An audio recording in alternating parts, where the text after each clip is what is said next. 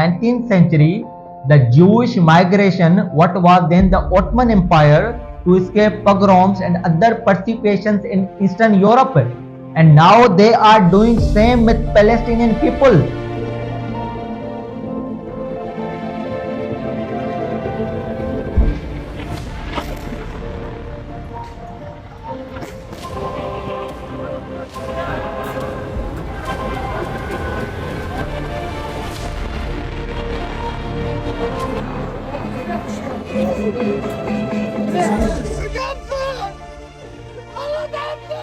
It's enough, God. We are tired, God.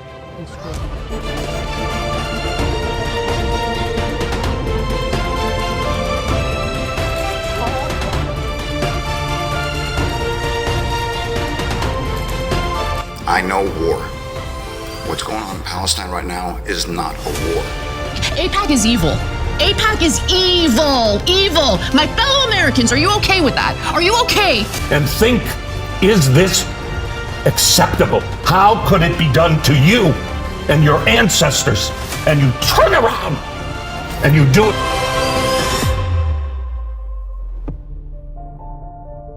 Hello, Assalamu alaikum. Good afternoon, everyone. You are watching A Voice with Shahjahan. Today, I'm going to talk about the unscrupulously rivalry of Israel against Islamic countries and Palestinian people. Even it is unprecedented. They don't allow arsenal to West Bank and Gaza Strip in order to defend themselves. So before talking about it, I'm gonna give you a quick brief about Israel history and conflict between Israel and the Palestinian people. As with almost everything to do with this conflict, it depends on whom you ask. Some will begin with the Romans and others will start with the late 19th century. The Jewish migration, what was then the Ottoman Empire, to escape pogroms and other persecutions in Eastern Europe. And now they are doing same with Palestinian people. The rise of Zionism or Balfour Declaration by the British government in 1917 in support of a national home for Jewish people in Palestine and ensuing the conflicts with Arab communities there. And United Nations adopted the resolution under 181 known as partition plan, which sought to divide the British mandate of Palestine into Arab and Jewish states.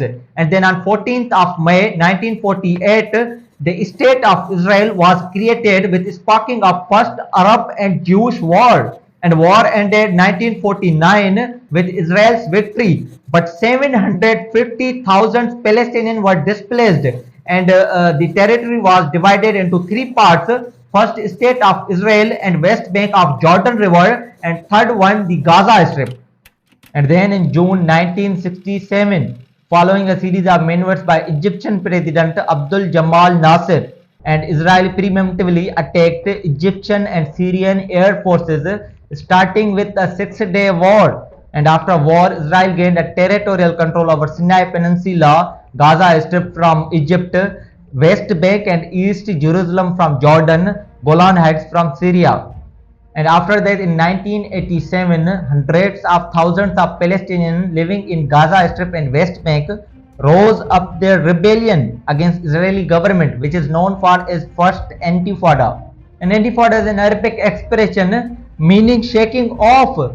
The recent history of Middle East refers two periods, first 1987 to 1993 and 2000 to 2006, in which Palestinians living in Gaza Strip and West Bank have engaged in a popular uprising aimed to end Israeli occupation and establish there a Palestinian home rule.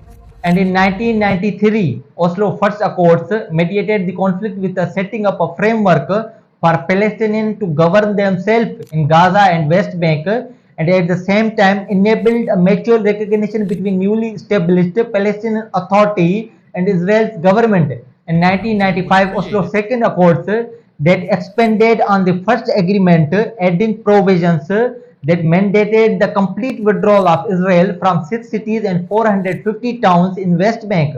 And after that, in 2000, sparked in part by Palestinians' grievances of Israel's control over the West Bank and a stagnating peace process, that former Israeli Prime Minister Ariel Sharon visited Al-Aqsa Mosque, which is third holiest site in Islam, in September 2000, Then Palestinians launched their second intifada, which would last until 2005. And in the response of Israeli government approved the construction of a barrier wall around the West Bank in 2002, despite of having opposition side from the International Court of Justice and along with International Criminal Court. And there is so much details to tell you out there about Palestinian history, but I really don't want to deep dive into further. So let's talk about the current situations, what current circumstances are.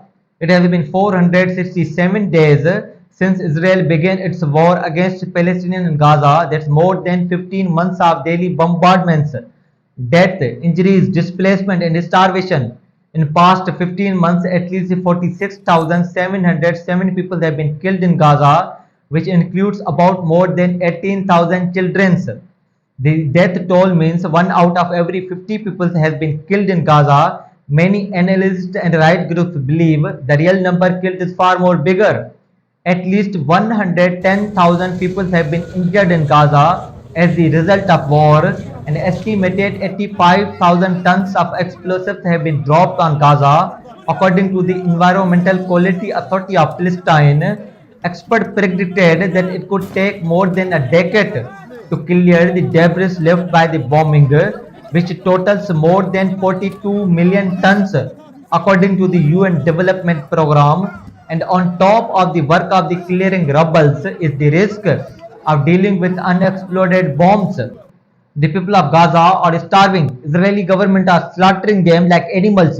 They are burning alive from 1-day-old child to killing 97-year-old women. They are doing their ethnic cleansing. The whole world is silent and watching it like one stand-night comedy show, which is completely shameful. And I believe the consequences of being silent is far more bigger. The trauma, the pain they are going through is unimaginable. Like they say that we all are children of God. But I am telling you, yet innocent are suffering and vicious demons are walking freely. What, Palestinians' lives are not worth saving? Or does Israel have a license to kill them? Can this council only adopt the resolution and then witness their blatant breach?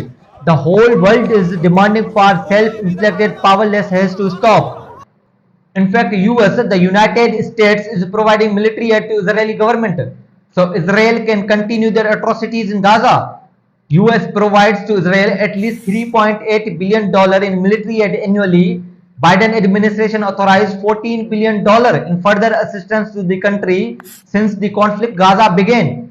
Beth Miller, political director at the US-based advocacy group Jewish Voice for Peace, called the US vote on Wednesday pathetic and said the Biden administration's legacy will be the genocide in Gaza, and also said the fact that they continue to repeat it over and over again that they are working tirelessly for a ceasefire while simultaneously blocking efforts to reach a ceasefire and sending lethal weapons to Israeli government is a sick joke, Miller told the Al Jazeera.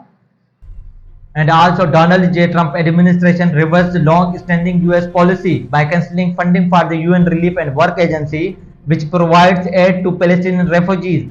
Let me show you some videos of entrepreneurs in which they are talking about Israeli conspiracies, plots and pogroms and persecutions. Where is your heart? I believe that the people of the Arabic nations have a white heart. I believe you are good people. They are starving children. I tried to feed these children and they shot at me. For love, for humanity, for Islam, stand with your Islamic peoples. Please stand with your Islamic brothers and sisters. I paid to go there as a nurse. They beat me in the desert for feeding starving Islamic children. They're babies and women. The women are trying to feed their dying babies and their breasts are empty. Do you know what that smells like? Do you know what that sounds like? I have never seen or experienced anything like it. Please, I will beg you, allow us to march to Palestine. I'm a Palestinian. From 21 until 48, I carried a Palestinian passport. There was no such thing in this area as Jews and Arabs and Palestinians. There were Jews and Arabs. You said to the UN Security Council last month, "I can tell you from having visited what's left of Gaza's medical system that death on this scale has a sound and a smell that does not leave you." There's a memory of your trip to Gaza, and you go all over the place. I know you've been to Ukraine, you're heading to the DRC, you've been to Afghanistan, but does that memory of your trip to Gaza in particular, does it still torment you or haunt you? It's a pretty, when I heard you say that, I watched it, you speak at the Security Council, a smell that does not leave you. So, you know, I have one of those passports that security agents love to confiscate. I've been to Darfur, I've been to Kupiansk on the Ukraine front lines, I've driven up through Syria just after the fall of the Assad regime. I've just been in Kandahar, Kabul, Kunduz in Afghanistan. I was in Mandalay just after the earthquake. Nothing was as bad as going to Gaza. And it is that smell and that sound of death on this scale and trauma on this scale. So often there is just silence, and you are just walking through these utterly desolate landscapes with people who aren't talking. And you're asking questions and trying to, everyone there, including all of our staff, is traumatized.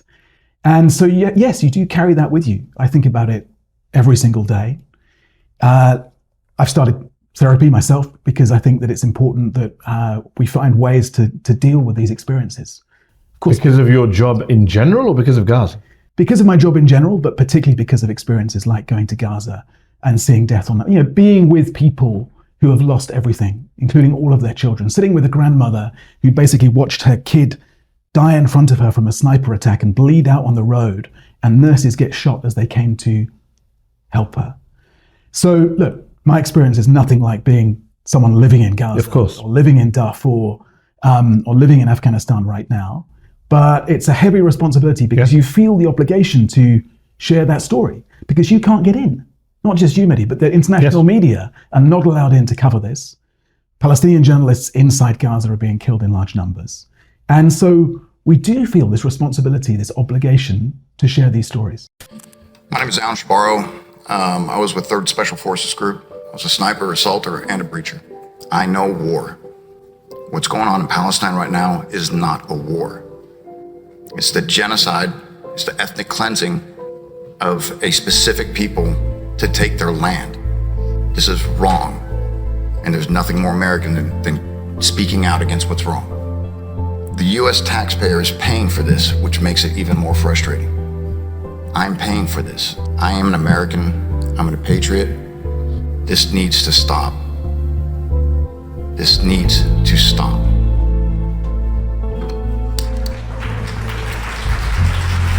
For the Jewish people to allow this to happen to children and civilians of all ages in Gaza, for whatever reason, is unconscionable and unthinkable.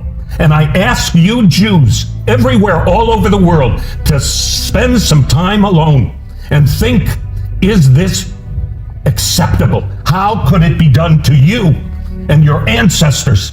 And you turn around and you do it to someone else. I appreciate all of your honesty. American taxpayers who are desperate for a better life here in America, they need to hand over billions of dollars to the Israeli government and the IDF, and we need to shut the F up about any of our critique. AIPAC is evil. AIPAC is evil, evil. My fellow Americans, are you okay with that? Are you okay with a lobbying group representing the best interests of a foreign government telling you you need to bust your ass every day, work a job that you likely hate, and have a portion of your earnings taken from you by our federal government and funneled to the Israeli government so they can commit atrocities in the Gaza Strip? Are you okay with that? Because I'm not okay with that. And nothing gets under my skin more, okay, than hearing these pieces of crap say things that make it clear that they feel entitled to our money. Entitled. That gets under my skin more than you guys understand, okay? Please shut up. My late father was in Auschwitz. My late mother was in Majdanek concentration camp. Every single member of my family on both sides was exterminated. Both of my parents were in the Warsaw Ghetto Uprising. And it's precisely and exactly because of the lessons my parents taught me and my two siblings that I will not be silent when Israel commits its crimes against the Palestinians. And I consider nothing more despicable than to use their suffering and their martyrdom to try to justify the torture, the brutalization that Israel daily commits against the Palestinians. If you had any heart in you, you would be crying for the Palestinians, not for what's being done. Israel does not intentionally harm civilians. Mrs. Haskell, Your forces have shot civilians with white flags. Your forces have shot children. Your forces even shot your own hostages that managed to escape, waving white flags, speaking Hebrew. They were shot. 1,400 health workers in Gaza have been killed by your forces in the past 18 months. 1,400. That's not single incidents, that's a lot of incidents. Last month, IDF soldiers opened fire and killed 14 health and rescue workers, spraying them with bullets, then burying them with their cars in a mass grave along the road. Have any soldiers held accountable for the mass killing of 14 health workers? Our soldiers are working in a very difficult environment. If it was a mistake, why not call the UN and say, listen, we made a mistake, we shot at 6 ambulances and a fire truck, please come and look at what happened here. What your forces did, they killed these people, then they buried them in a mass grave. And it took the UN 7 days to get to the site. Benjamin Netanyahu is facing 3 cases in trial for doing corruption in his state, and 66% of Israeli population is demanding for exchange their hostages. Indirectly, they are in favor of ceasefire, and most of Israeli Democrats are telling that Netanyahu is deliberately continuing war in Gaza so he can save himself from testimony by making excuse of going on war. But till now, thank you so much for watching A Voice.